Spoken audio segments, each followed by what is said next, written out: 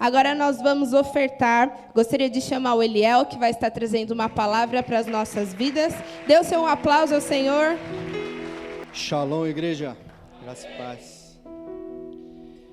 Abram comigo em Romanos 12.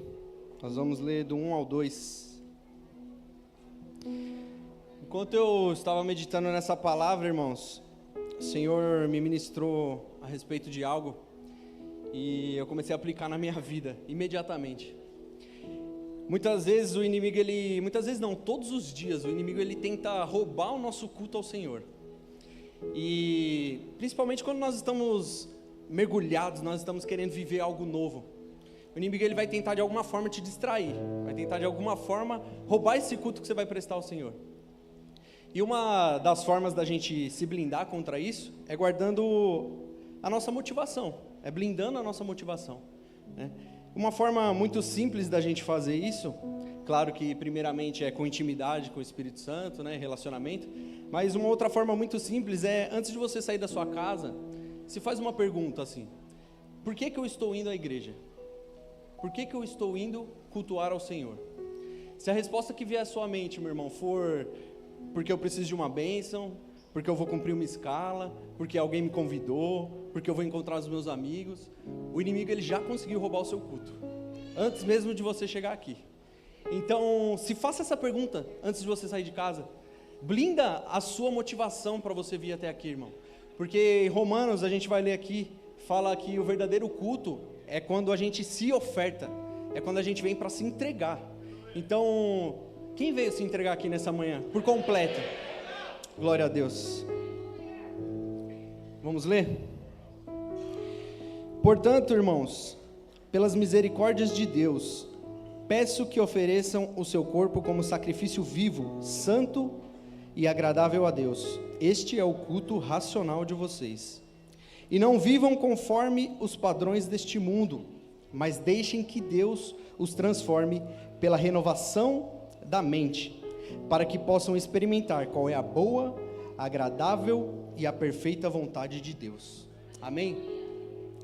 Irmãos, essa passagem, apóstolo Paulo, ele escreve na carta aos Romanos, e o principal objetivo, irmãos, dessa mensagem ao povo de Roma é trazer o fundamento do cristianismo para eles, é fortalecer eles, dar sustento.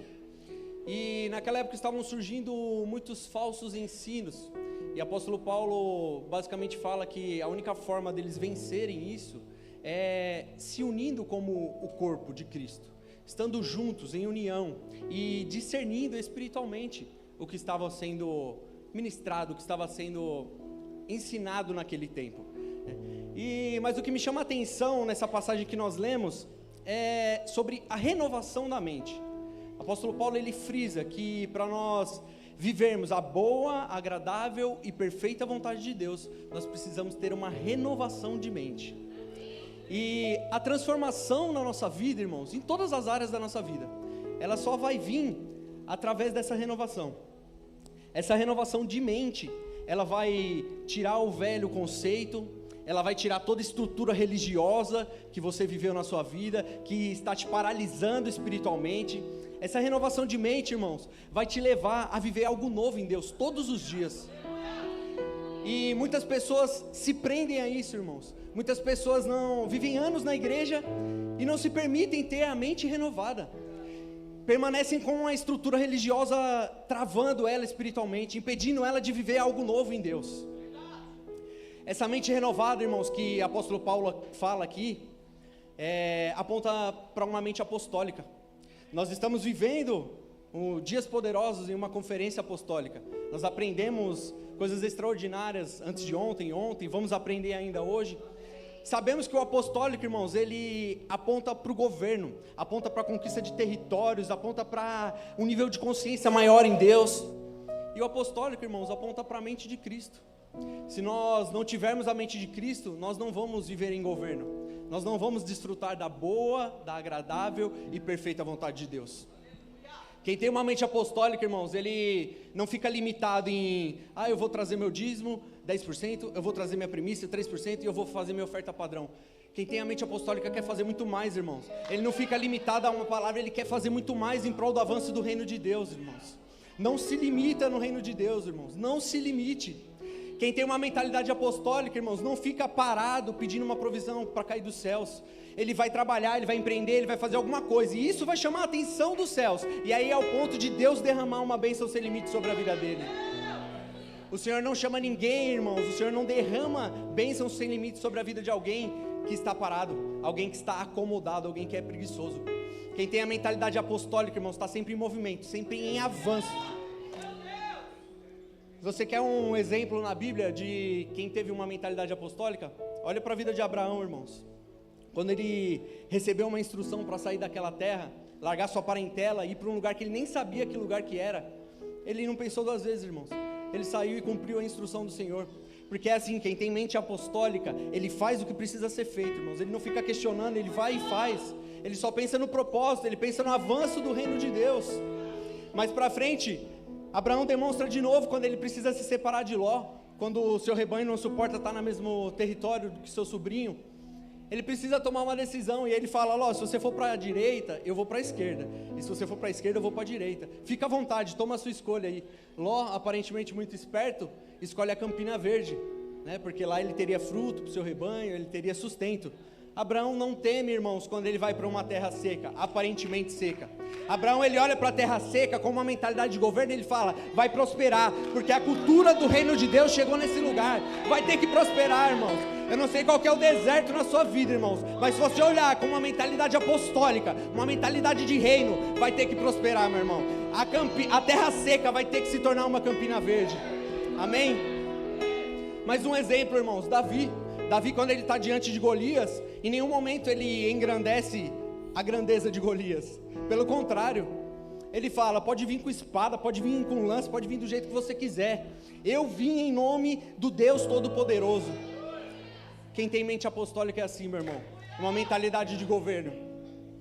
Quer saber se você tem mente apostólica, irmãos? Faz uma autoanálise aí. Quantas vezes você já orou pedindo para que o Senhor levante um milionário, levante alguém que tem muito recurso para poder entregar um terreno para a igreja ou sustentar algum projeto da igreja? E quantas vezes você já orou pedindo para que o Senhor te dê estratégias para que você seja esse milionário? Sabe por que muitas pessoas não fazem essa oração, irmãos? Porque tem medo de, quando o Senhor derramar as bênçãos, se corromper. Não tem um coração entregue, não tem um coração firmado, consciente de que quando o Senhor o tornar um milionário, Ele vai continuar entregando, Ele vai continuar sendo generoso, Ele vai continuar abençoando a obra. Irmãos, nós precisamos ter uma mentalidade apostólica. Eu creio nessa igreja, eu creio que eu e você somos pessoas do reino de Deus, somos integrantes do reino de Deus e temos uma mentalidade apostólica, amém? Não permita que os nossos argumentos carnais, eles interrompam o nosso avanço no reino de Deus, irmãos. Só serve para isso. Argumento carnal contra os princípios do Senhor só serve para nos impedir de avançar no reino de Deus, irmãos. Toda vez que vier à tua mente um argumento carnal, repreende em nome de Jesus, irmãos. E pensa que você é um representante do reino de Deus, você tem que avançar. Se você encarar o problema, faça como Davi, passa por cima do problema, arranca a cabeça. Amém? Pode se colocar de pé, irmãos, em nome de Jesus.